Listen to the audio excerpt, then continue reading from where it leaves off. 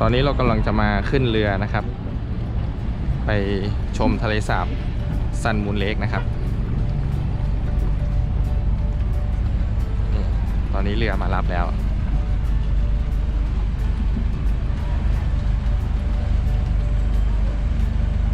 อากาศดีครับแดดไม่ร้อนมาก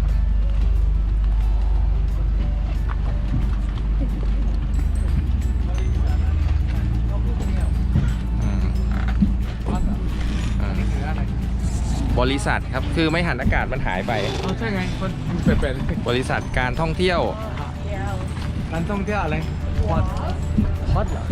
วาดแล้วใช่ไหม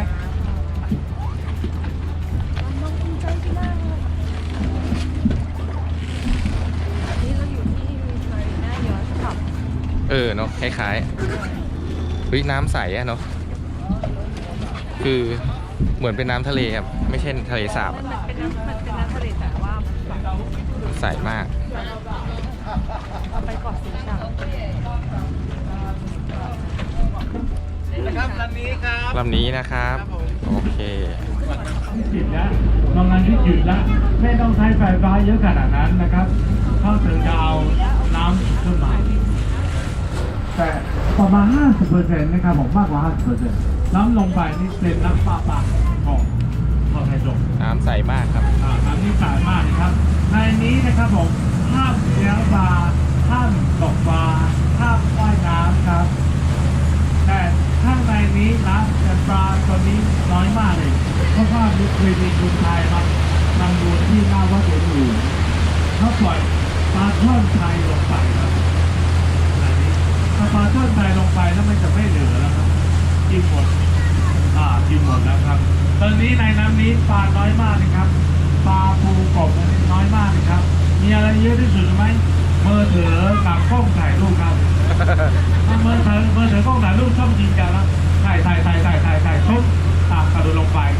ไม่เรียกไกด์นะครับไกด์ช่วยไม่ได้ไกด์ว่ายน้ำไม่เป็นนะไกด์ว่ายน้ำไม่เป็นนะใช่ครับเห็นครับตัววันก็รู้แล้วว่ายน้ำไม่เป็นด้วยปีละ365 วันแค่มีวันเดียวเทศกาลของคุณหมอเต้าจูถ้าให้ว่ายน้ำจากท่าเรือเมื่อกี้นะครับผมว่ายไปฝั่งตรงข้ามนะครับที่เราจะไปว่าทางต่างๆนะครับผมแต่นี้ถึงนู่นนะครับใกล้ที่สุดแล้วว่ายน้ำแต่ทุกปียังมีคนตายอยู่ที่ในทะเลสาบจนตายเพราะอะไรน้ำนี้นะเย็นนะครับถ้าว่ายถึงข้างทาง1 อาทิตย์ 2 อาทิตย์ไม่เป็นไร5 นาทีดีมากคือใช่ทีนึงลงมา 20,000 กว่าคนใครใส่ทุกวันอะไรใช้ได้ก็มีคนจนน้ำตายทุกปีนะปีละให้วันหนึ่งนะครับผมให้ว่ายน้ำที่จะใส่แต่ว่าเอามาที่นี่น้ำใสขนาดนี้ไม่มีใครว่ายน้ำไม่มีใครเล่นน้ำไม่มีใครตกปลาใช่ไหมครับบางทีแล้วมาแบ่งคนหนึ่งนะครับตกปลานะล่องเรือเล็กๆที่เป็นไม้ไผ่นะครับแต่เขาบอกว่าไกด์บอกว่าตกปลาไม่ได้ทำคนนั้นตกปลาได้ชนเผ่าคนหน้าชนเผ่าเศร้าถือว่าคนนั้นเขาตกปลาไม่มีทางใครว่าอะไรก็เป็นเรื่องของเขาเป็นของเขาแล้วก็ในรายผ่านของที่สุดในโลกครับเรียกว่าของน่าดูเรื่องจริงเรียกว่าของมันไม่ถูกต้องนะฮะสมัยก่อนยังไม่ทำในเขื่อนนะครับนี่จะเป็นหัวขาวนะครับฝั่งทะเลสาบดุริยางค์ฝั่งกันทานะครับต้องการกับเป็นขาวแต่เก็บน้ำขึ้นมาเยอะแล้วครับผมหัวขาวด้วยกันเลยเก็บแค่กล่องที่เดียวนะครับหัวขาวให้ของที่เดียวเรียกว่าของลาลูนะครับไม่ใช่สูงที่สุดนะครับเขานี้ครับรู้ด้านซ้ายหน่อยทุกท่านอันนี้เรียกว่าเขาอีไลนะครับประมาณ 3,700 กว่าเมตรครับผม 3,700 กว่าเมตรไม่ใช่สูงสุดจะสูงมากเลยนะครับผมผ่านเขานี้ฝั่งข้างหลังนะครับผมจะเป็นฝั่งตะวันออกของไต้หวันตอนนี้เราอยู่ที่ฝั่งตะวันตกข้างเขานี้นะครับตั้งชื่อคีไลเป็นภาษาญี่ปุ่น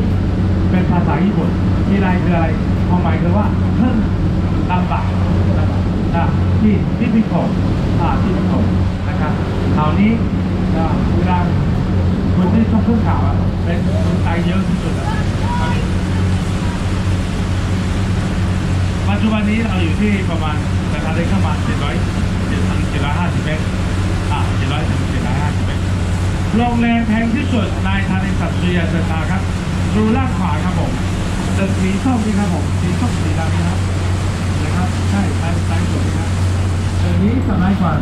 เป็นที่พักของการเก็บกับส้มเลยจากการเก็บกับส้มเลยแล้วก็มีส่วนนี้นะครับแล้วก็ไม่ถึงขนาดนั้นนะครับแต่ตอนนี้ถ้าต้องเป็นโรงแรมครับถ้าเพิ่มเป็นประมาณ31,000 กว่าประมาณ1,000เป็นตัวละนะครับไม่แพงถ้าผมได้10 ล้านเนาะใช่ไหมไม่แพงครับแล้วมันต่อบาทนะ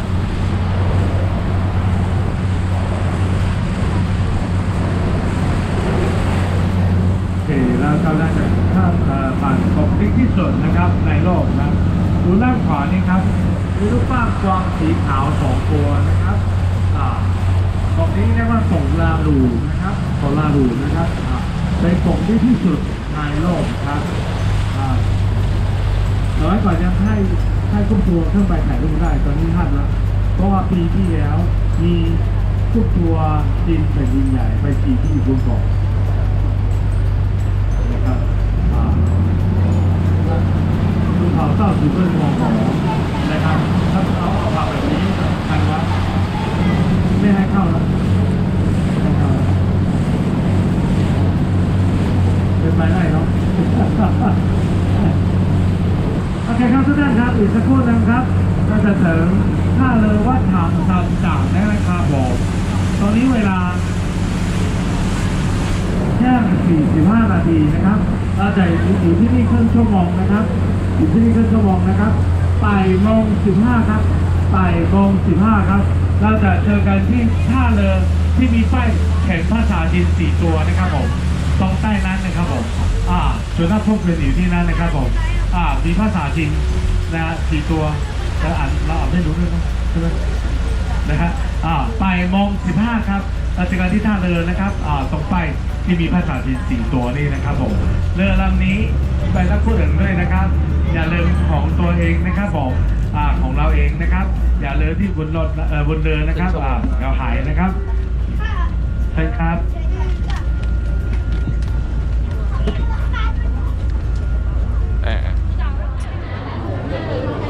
ตอนนี้เรามาอยู่ที่วัดพระถังซัมจั๋งนะครับ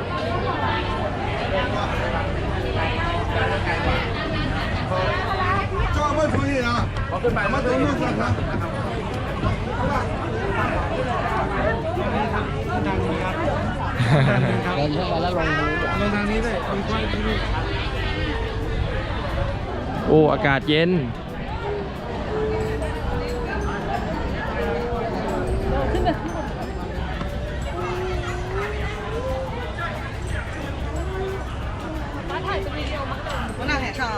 放太太给他拍。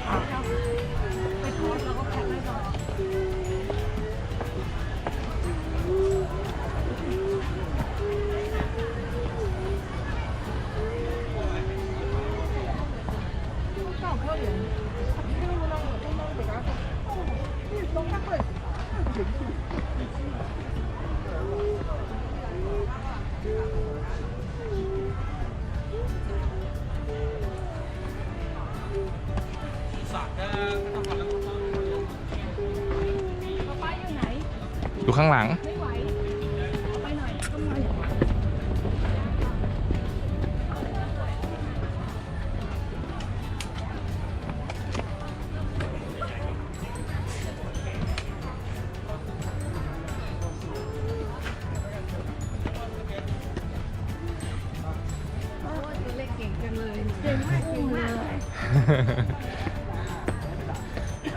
สักพักคงได้อุ้มแล้วล่ะครับ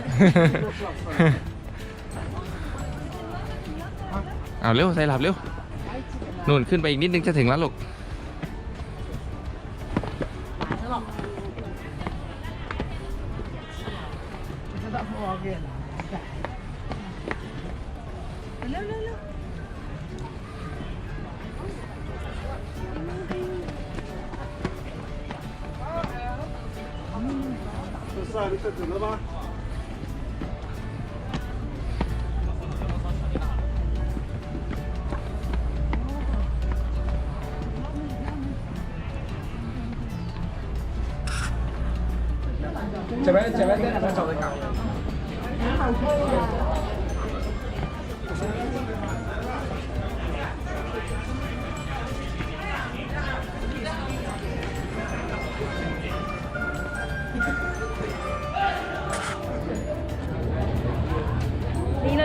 นี่เราอยู่ที่ซันมูนเลคนะคะ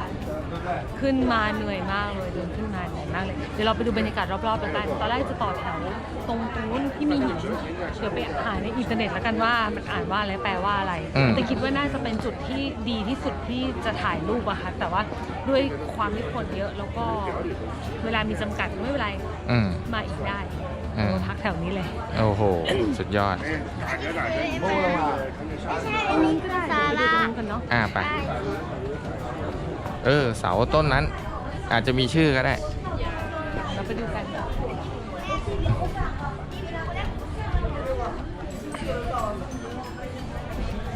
ในลูกเรา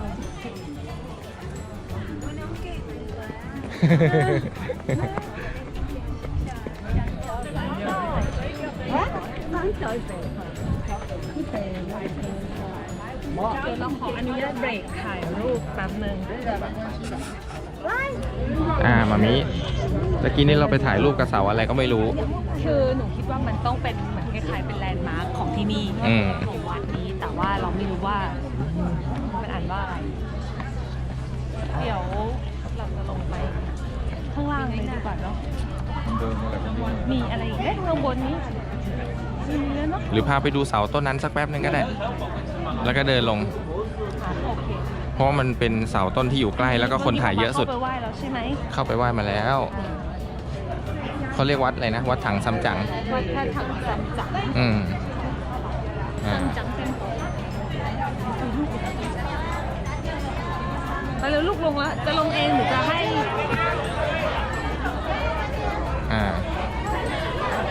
ลองดูดิ กล้องสูงๆเลยนะคะว่าจะเห็นว่า คนเยอะมากโอเคบายบาย ไม่รู้เราจะไปต่อคิวกับเขาทำไม ถามพวกโอเคยิ้มห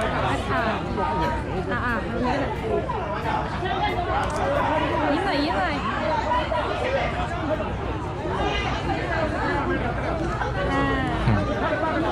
นี่คือนี่คือกระถางทูบของฉันโอ้โหนี่แม่งว่างมากเลยวะตอนนี้ไม่เป็นไรแล้วไม่ต้องอุ้มแล้วขาลงลงได้มาใครจะให้อุ้มลงก็มาใครจะลูกแมวก็มาทางนี้แล้วครับโอเคถ่ายแล้วไปเร็วใครจะลูกแมวมาเชิญ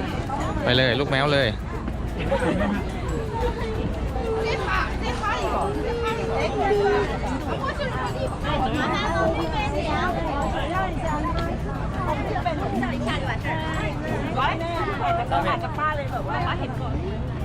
เห็นเกาะตรงกลาง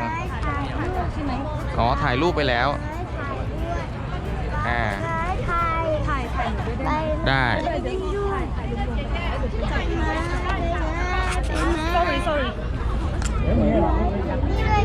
มันเป็นวิดีโอเดี๋ยวขอโทษ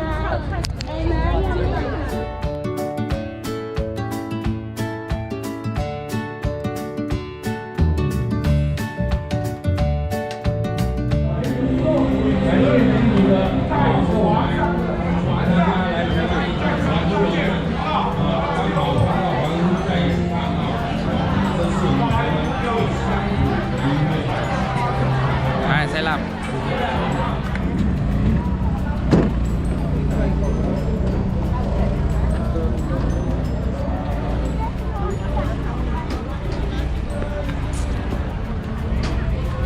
ตอนนี้เดินทางกลับเรือแล้วนะครับ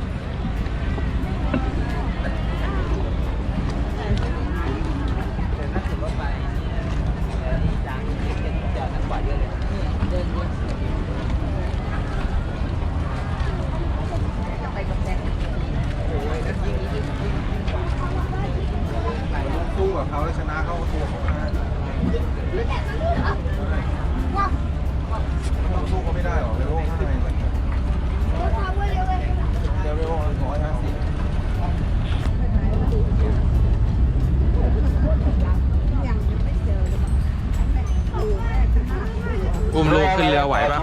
ครับแต่ผมตั้งเวลาบนตามผมไปก่อน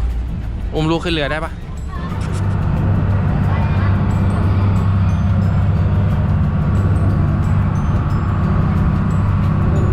ตรงน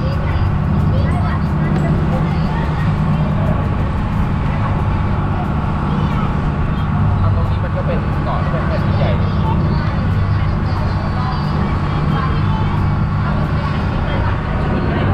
ใหญ่เลยเป็นวงเลยไม่ต้องลูก เขาไม่ให้ปิดหรอก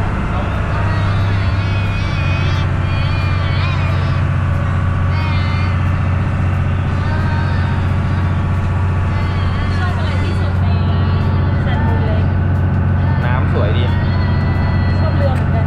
ชอบเรือกับน้ำแต่วิวข้างบนสวยไหม สวยไหมเหรอ คือเราก็เคยเจอประมาณนี้มาระดับ คือประมาณว่าถ้าไปเจอสถาปัตยกรรมภาคเหนือ ของเราสวยกว่า ไม่คือหมายถึงว่าหรือว่าการดูวิวจากข้างบนน่ะลงมาก็ไม่เท่าไหร่ ไม่เท่าไหร่ เพราะว่าอย่างเราเห็นเลยย้อนเราก็ มันก็เยอะกว่านี้ วิวแถวเนี้ยแบบหัวหินอะไรเงี้ยก็มี หรือว่าน้ำทะเลดีน้ำฟ้าเราขอสีชังอะไรอย่างเงี้ยแต่ถ้าเกิดมันอยู่ตรงนี้แล้วว่าเรารู้สึกว่าสวย เราก็ยังเฉยๆนะ แต่